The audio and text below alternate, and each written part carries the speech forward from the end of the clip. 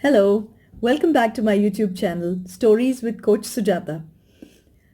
Today's story is about a seed and a CEO. Strange, isn't it? So there was this very successful businessman, highly respected in all the business circles and throughout his country. He was known to have actually built up an entire empire with his own hands, on his own effort. Now, this businessman was becoming old and he decided to retire. With that decision in his mind, he called in a general body meeting for everyone in his company, for all his company employees. And then he told them about this decision. And after that, he had a board meeting in which he invited the best talent of his organization. His senior managers, his assistant vice presidents, his vice presidents, all of them. And to that particular population of people, he made the announcement. He said, "Friends, I'm ready to hang up my boots. So by next year, this time, I would have retired. And because I have to nominate the new CEO of my organization, I'd like to do it a little differently. I don't want one of my sons to become a CEO just because he's my son. Instead, I want to throw this challenge open to everyone." And with that, he said, "Okay, so all of you get a level playing field today."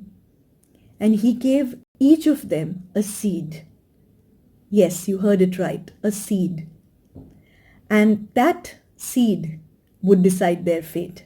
He said, "Now, take this seed home, plant it, pot it, give it water, take care of it, and exactly on this day, the next year, I will see these seeds, I will examine them, and whoever wins my appreciation for the way that he or she has taken care of this seed will become the new CEO of my organization." So imagine what each employee would have thought. All of them were very, very excited. And among all of these employees was one employee, Jim. Jim also was equally excited. He was very happy. He was thrilled to have been given such an opportunity to become the CEO of one of the best companies of the country.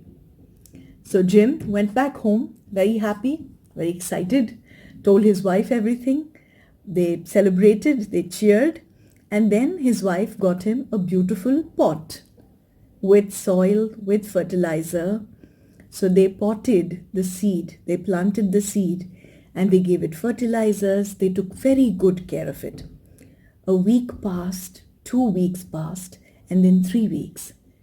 And Jim started hearing the other people in the room of the CEO, all of those people who were the senior managers and his colleagues, they started talking about their little saplings, their little seedlings that were coming out, that were sprouting out.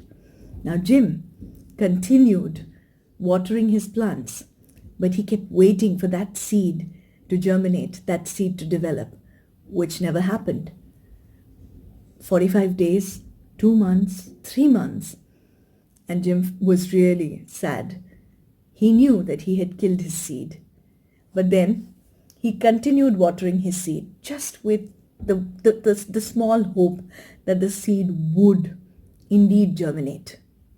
And meanwhile, at work, many of his colleagues kept talking about the beautiful plants that were coming out, the beautiful trees, the beautiful shrub that was actually developing out of their seeds.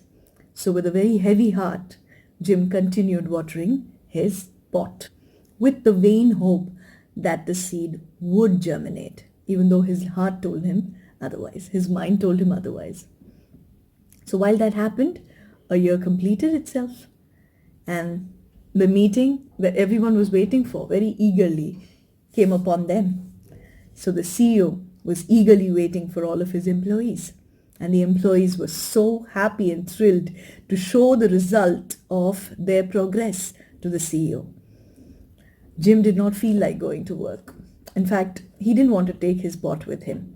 But his wife said, "Let's be honest. Let's man up. Honesty is the best way."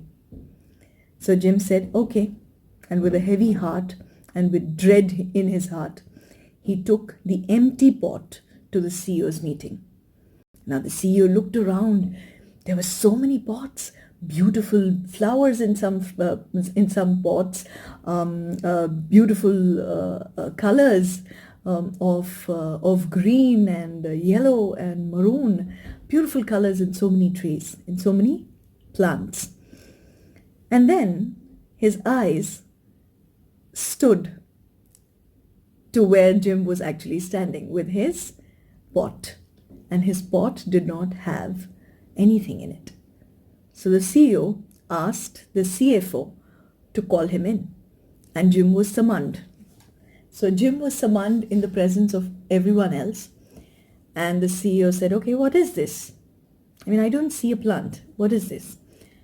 So Jim was very worried. He was so scared. He was petrified that the CEO would fire him because he was not able to take care of even one seed. He wasn't able to grow a plant. Forget about taking care of an organization. Jim was really scared that even his own job would be removed. So then the CEO did something. He asked everyone except for Jim to take a seat, to be seated.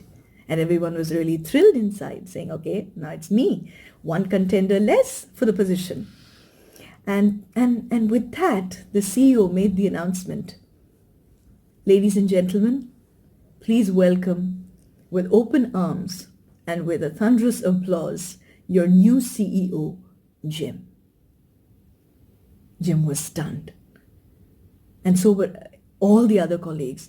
They just kept looking at the CEO blankly, saying, "Jim has failed." Which is when the CEO said, "As you sow, so you reap." The day that I gave all of you the seeds, I was absolutely sure that I will not get any plant. I had given you boiled seeds. Only Jim had the honesty and the integrity to come back and tell me the result was a failure. So Jim is the CEO of an organization. So ladies and gentlemen, my dear friends, the lesson that I learn, the lesson that all of us learn is that honesty pays. If we plant honesty, we reap trust, the trust of people around us.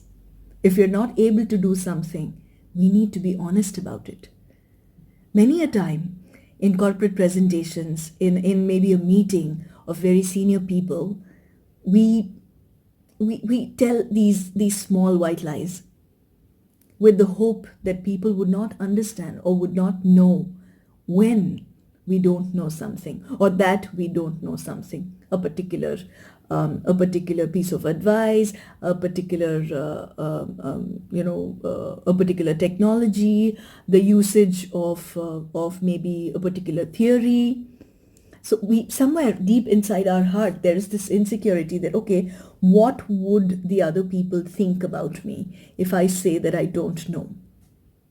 But believe me, one lie leads to another, and soon we have this entire spider's web, that is all over the place, and then we don't even remember which lie we had actually used in the first place. So honesty, my dear friends, is definitely the best policy. It may not pay us immediately, but it has long-term benefits. So please do subscribe to my channel. I would love to share many more incidents, many more stories of whatever I have understood, whatever I have learned, whatever I have read. Do like, subscribe, and share my channel. Thank you so much.